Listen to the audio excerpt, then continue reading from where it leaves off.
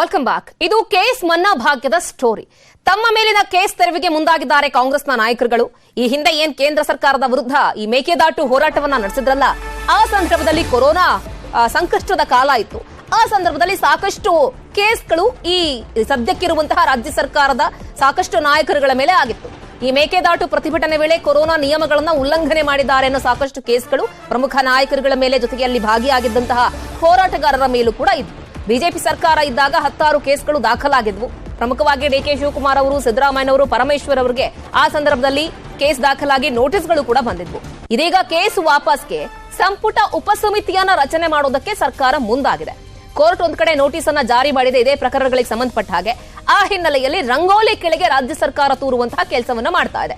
ಸಂಪುಟ ಉಪಸಮಿತಿಯ ರಚನೆ ಮಾಡಿ ಎಲ್ಲ ಕೇಸ್ಗಳಿಗೂ ಕೂಡ ಮುಕ್ತಿಯನ್ನ ಕೊಡಿಸೋದಕ್ಕೆ ರಾಜ್ಯ ಸರ್ಕಾರ ಮುಂದಾಗಿದ್ದಾರೆ. ಸೊ ಹಾಗಾದ್ರೆ ಎಚ್.ಕೆ. ಪಾಟೀಲ್ ಅವರು ಕೂಡ ಇದೇ ವಿಚಾರಕ್ಕೆ ಸಂಬಂಧಪಟ್ಟ ಹಾಗೆ ಪ್ರತಿಕ್ರಿಯೆಯನ್ನ ಕೂಡ ಕೊಟ್ಟರು. ಏನ್ ಮಾತನಾಡಿದ್ರು ಹಾಗಾದ್ರೆ ಸಚಿವರು ಈ ಸಂದರ್ಭದಲ್ಲಿ, ಬನ್ನಿ ನೋಡೋಣ.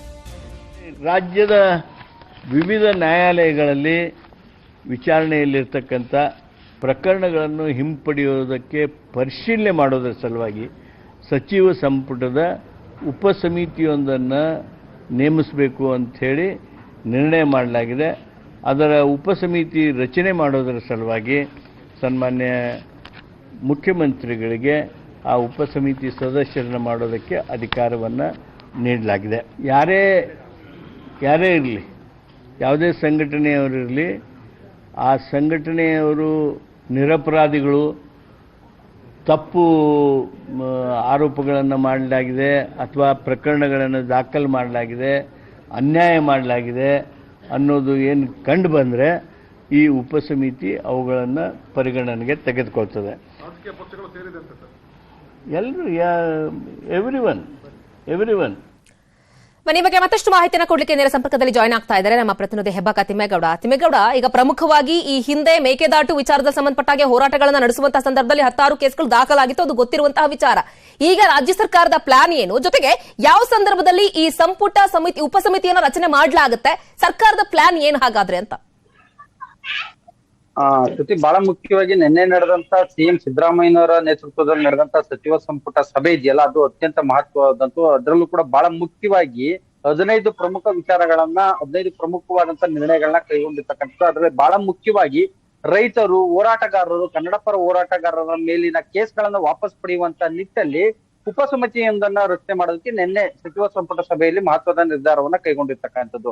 ಹಾಗಾದ್ರೆ ಈ ಒಂದು ಸಚಿವ ಸಂಪುಟ ಉಪಸಮಿತಿಯನ್ನ ರಚನೆ ಮಾಡೋದ್ರ ಹಿಂದೆ ಸರ್ಕಾರದ ಒಂದು ನಾನಾ ರಾಜಕೀಯ ಲೆಕ್ಕಾಚಾರಗಳು ಕೂಡ ಇರ್ತಕ್ಕಂಥದ್ದು. ಯಾಕಂತ ಹೇಳಿದ್ರೆ ಈ ಹಿಂದೆ ಕಾಂಗ್ರೆಸ್ ವಿರೋಧ ಪಕ್ಷದಲ್ಲಿ ಕುಳಿತಿರ್ತಕ್ಕಂಥ ಸಂದರ್ಭದಲ್ಲಿ ಆ ಒಂದು ಅವಧಿಯಲ್ಲಿ ಮಾಡಿದಂತ ಹೋರಾಟಗಳು, ಆ ಒಂದು ಅವಧಿಯಲ್ಲಿ ತಮ್ಮ ನಾಯಕರುಗಳಿಗೆ ಅಂದ್ರೆ ತಮ್ಮ ಶಾಸಕರುಗಳು ಮತ್ತೆ ಅವತ್ತು ಇದ್ದಂತ ಮಾಜಿ ಸಚಿವರ ಮೇಲೆ ಹಾಕಿದ್ರಲ್ಲ ಕೇಸ್ಗಳು, ಈಗಿನ ಹಾಲಿ ಸಚಿವರ ಮೇಲೆ, ಅವರ ಮೇಲಿನ ಕೇಸ್ಗಳು ಕೂಡ ಸಾಕಷ್ಟು ಇರ್ತಕ್ಕಂಥದ್ದು. ಅದ್ರೂ ಕೂಡ ಎಸ್ಪೆಷಲಿ ಮೇಕೆದಾಟು ಪಾದಯಾತ್ರೆ, ಅದು ಕೊರೋನಾ ಸಂದರ್ಭದಲ್ಲಿ ಆದಂತದ್ದು.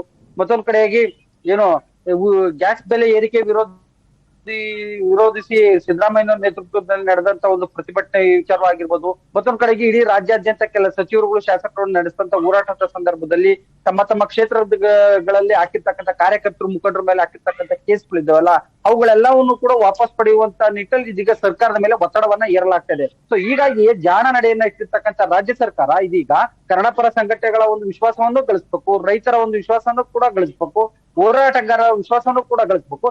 ಈ ನೆಪದಲ್ಲಿ ತಮ್ಮ ಕಾಂಗ್ರೆಸ್ ಪಕ್ಷದ ನಾಯಕರುಗಳು ಮತ್ತೆ ಸಚಿವರ ಮೇಲೆ ಇದ್ದಂತ ಕೇಸ್ಗಳನ್ನು ಕೂಡ ಹಿಂಪಡಿಬೇಕು.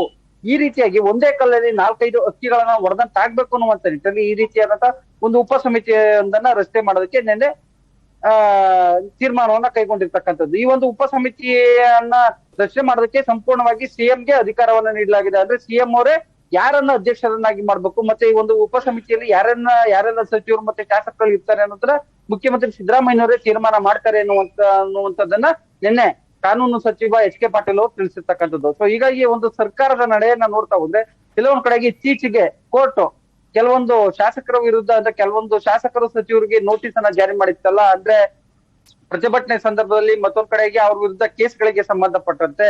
ಹೀಗಾಗಿ ಒಂದ್ ಕಡೆಯಾಗಿ ಕೋರ್ಟ್ ನೋಟಿಸ್ ಕೊಟ್ಟಂತ ಬೆನ್ನಲ್ಲೇ ಇದೀಗ ರಾಜ್ಯ ಸರ್ಕಾರ ರಂಗೋಲಿ ಕೆಳಗಡೆ ತೂರೋದಕ್ಕೆ ಮುಂದಾಯ್ತಾ? ಈ ರೀತಿಯಾದಂತ ರಾಜಕೀಯ ಲೆಕ್ಕಾಚಾರಗಳು, ಈ ರೀತಿಯಾದಂತ ರಾಜಕೀಯ ಚರ್ಚೆ, ವಿಶ್ಲೇಷಣೆಗಳು ಕೇಳಿ ಬರ್ತಾ ಇರ್ತಕ್ಕಂಥದ್ದು.